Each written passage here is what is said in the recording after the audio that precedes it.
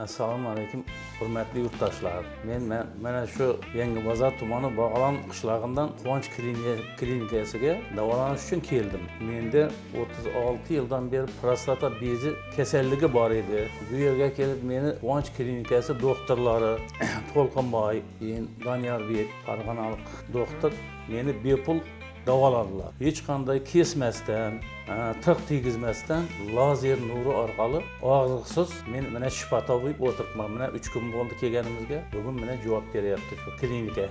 Bu doktorlarga, oliy tavifali doktorlar ekan, bular chet davlatlarda malaka oshirib kelgan. Mana shu To'lqinboyga, Donyorbeklarga, hamshira qizlarimizga hammasiga kattadan katta rahmat. Qarang, 36 yil ichida sizni hayotingizda prostata bezi adenomasini qiyinchiliklar olib kelgan.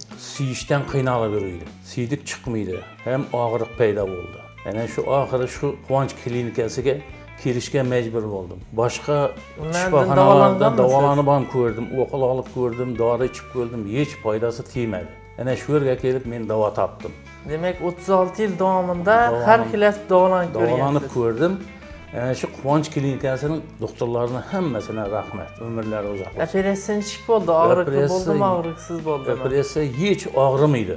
O'qil orqali uradi ekan, o'qilni uradi, og'riqni sezmaysiz hech qanday. 45 minutda meni operatsiya qilib chiqardi. Ana shu doktorlar, men minnatdorman doktorlarga. Kimda-kim shu kasalga yo'liqqan bo'lsa, prostata bezidan kelsin qo'rqmasdan, kelib shu yerga Quvonch klinikasiga kelib murojaat qilsa sizlarni davlat hisobidan bepul davolaydi. Hozircha men keynini bilmayman, hozir bepul davolab turibdi shu yerda.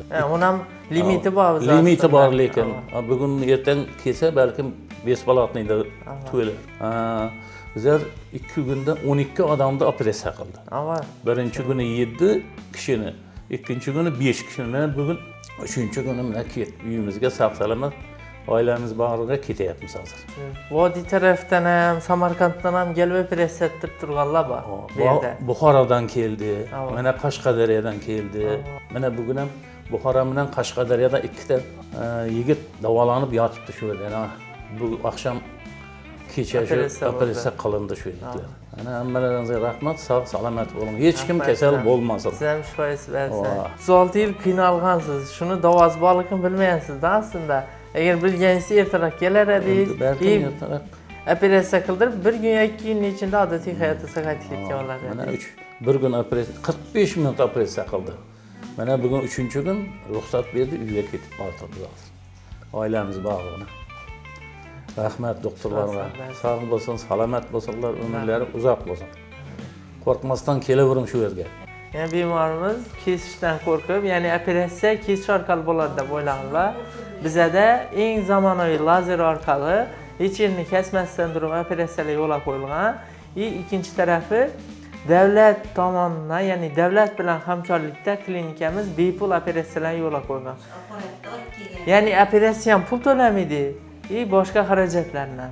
Dori-darmoni, operatsiyaning xarajatlari hammasi bepul. Hammasi bepul. Bepul. Dori-darmon ham bepul. Bu imkoniyatdan vaqtida foydalanib qolish kerak. Limit bo'ladi-da.